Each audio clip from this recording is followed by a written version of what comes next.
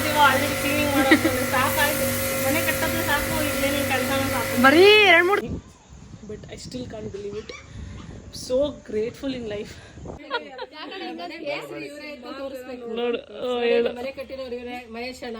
ನಮ್ಗೆ ಅಡುಗೆ ಮಾಡೋಕ್ಕೋಸ್ಕರ ಈ ಥರ ರಕ್ತ ಸುರಿಸ್ತವಳೆ. ಓ ನೋಡ್ತೀರಾ ಅಂಕಲು, ನೋಡ್ತೀರಾ ವ್ಲಾಗ್ಸ್ ನಂದು? ನೋಡಿ ನಮ್ಮ ಸಬ್ಸ್ಕ್ರೈಬರ್ಸ್ ಇಲ್ಲೇ.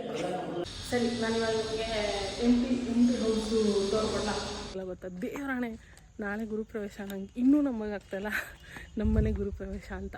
ನಾಳೆ ಇಷ್ಟೊತ್ತಲ್ಲಿ ಆಲ್ರೆಡಿ ಗುರುಪ್ರವೇಶದ ಗಡಿಬಲ್ಲಿ ಇರ್ತೀವಿ, ಬಟ್ ಇನ್ನೂ ಮನೆ ಕ್ಲೀನೇ ಆಗಿಲ್ಲ. ಸೋನು ಅದೇ ಹೇಳ್ತಾವಳೆ, ನಾಳೆ ನೋಡ್ತೀನಿ ಬೆಳಗ್ಗೆನೇ ಎದ್ದು ನಾವು ಒಂದು ಇಡ್ಲಿ ರೋಟಿ ಕೊಟ್ಬಿಟ್ಟು ನಾನು ಸೋನು ಬಂದಿದ್ದೀವಿ ನೋಡಿ ಆಚೆ.